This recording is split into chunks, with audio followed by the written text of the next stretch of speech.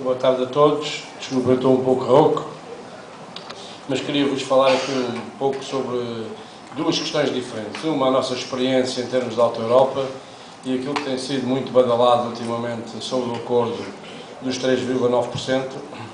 E sobre isso queria-vos já começar por dizer que não é nenhuma novidade no último acordo há 2 anos, em que o somatório da inflação rondou os 1%, em virtude de 2009 ter sido um ano de inflação negativa, nós tínhamos tido um acordo de 6,8% de aumento.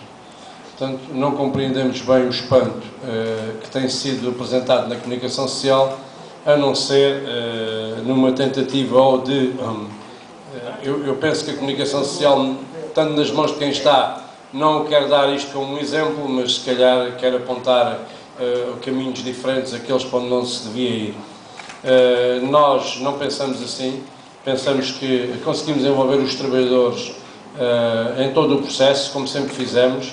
Começámos com uma proposta à mesa de 1% que a empresa nos apresentou, portanto um aumento de 1% e um prémio.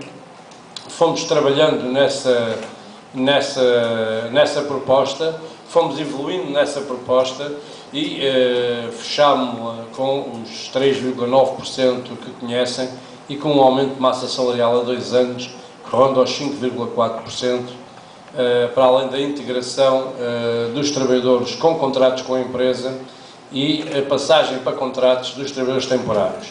Durante este mês e o próximo vão passar já 120 trabalhadores temporários para contrato com a Alta Europa e continuam a passar os trabalhadores com contrato para efetivos. Esta é uma luta que sempre temos travado ali, é a luta pelo emprego, porque é importante que os jovens, que são a esmagadora maioria dos trabalhadores temporários ou contratados, consigam ter um emprego.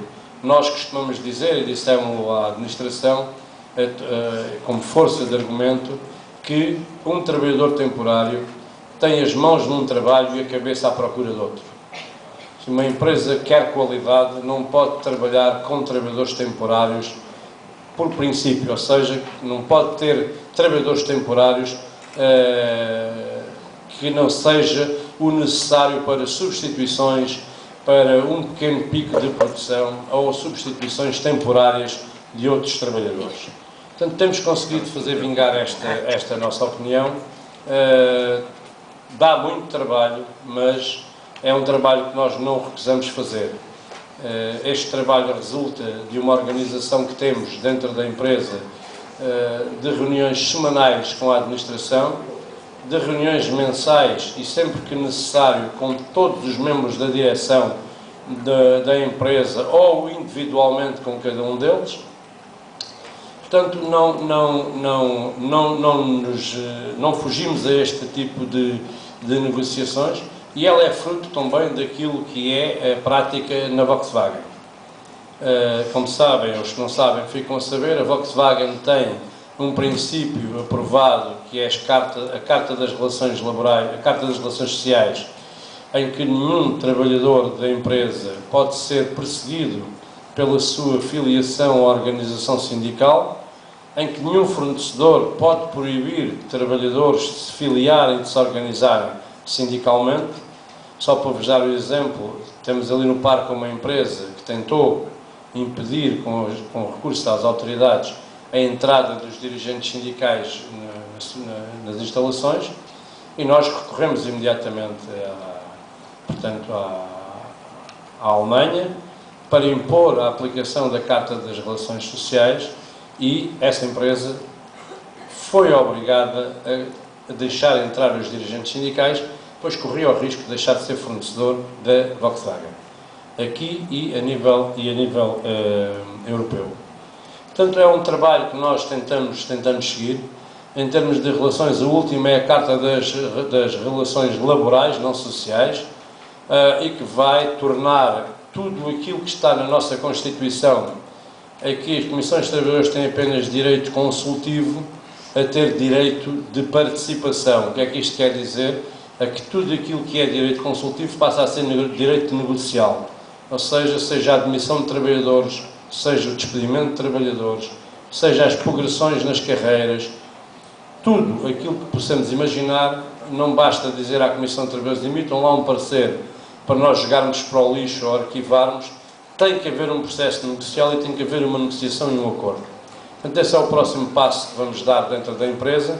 Pensamos tê-lo concluído no próximo dia 15 de novembro, quando formos assinar o novo acordo, assinar também a Carta das Relações Laborais, visto que ela já está genericamente assinada pela direção do Grupo Volkswagen, mas com uma cláusula que diz que ela é adaptável a cada empresa e a cada localidade.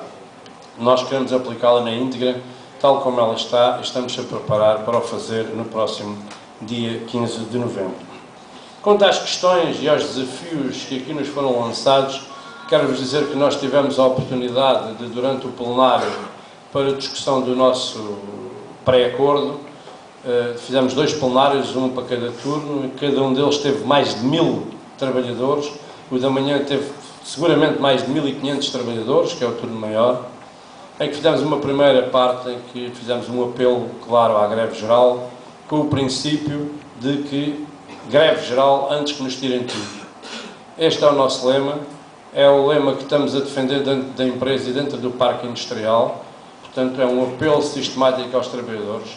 Já fizemos ver à empresa que isto é uma questão política e, como tal, nenhum trabalhador, seja temporário, seja contratado, poderá, e não o admitiríamos nunca, sofrer qualquer tipo de represália por aderir à greve geral.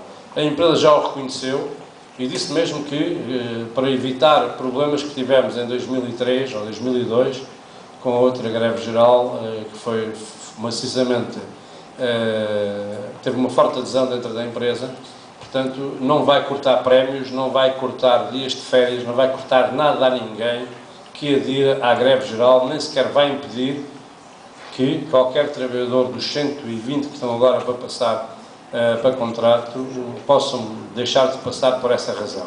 Portanto, informámos também isso no plenário.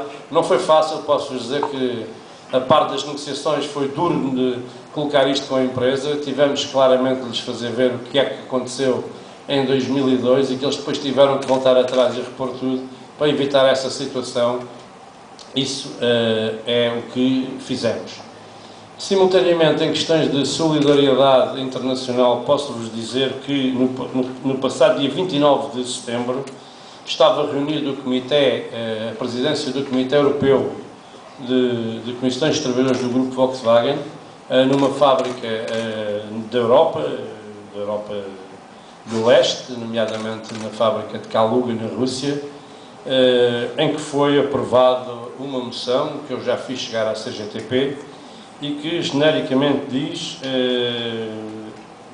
portanto, greves e manifestações, portanto, a solidariedade com as greves e manifestações que têm ocorrido em vários países europeus, atualmente em Espanha, Portugal e na Bélgica, e no outono também na República Federal da Alemanha, tem o apoio incondicional deste Comitê. Mais, isto porque os regimes de proteção social dos Estados-membros estão a ser submetidos a uma pressão cada vez maior, parcialmente devido aos esforços de consolidação orçamental ditados pela União Europeia. As consequências são cortes ao nível das pensões, dos sistemas de saúde e dos direitos de proteção dos trabalhadores. A tendência para a chamada flexibilização dos mercados de trabalho aumenta os receios relativamente ao futuro, aumenta a pressão sobre os acordos salariais e os contratos coletivos de trabalho, além de criar, em parte, condições de trabalho e de remuneração indignas para os trabalhadores temporários.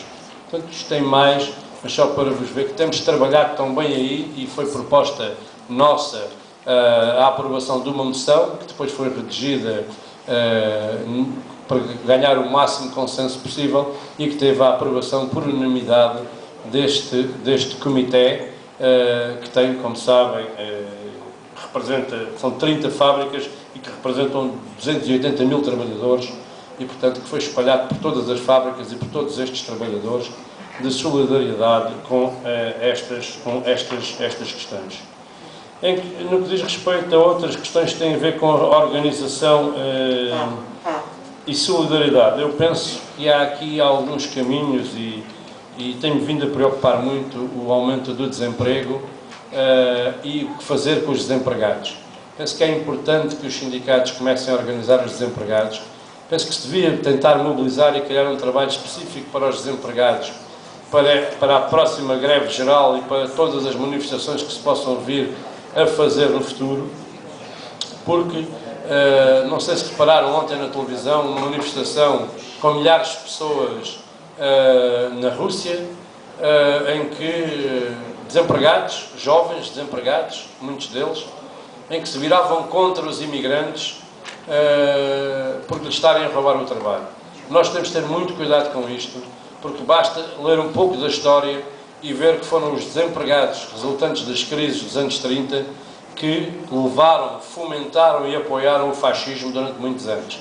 É preciso ter cuidado com estas questões e compete ao movimento sindical mobilizar os desempregados para que eles lutem contra o seu verdadeiro inimigo, e o seu verdadeiro inimigo é o capital, é a política que o capitalismo está a fazer no mundo, é o ataque sistemático que o capitalismo está a fazer na Europa ao sistema social europeu, que alguém disse, e com razão, que sempre foi um enteado do capitalismo. O sistema social europeu sempre foi um enteado do capitalismo, foi um enteado suportado com medo daquilo que seria o chamado socialismo real do sistema soviético, mas logo que viram que aquilo era um castelo de cartas que caiu com o vento, com os ciclones da década de 80, eles trataram o enteado como a Cinderela era tratada pela sua madrasta, e por isso estão neste momento a tratar o sistema social europeu da mesma maneira.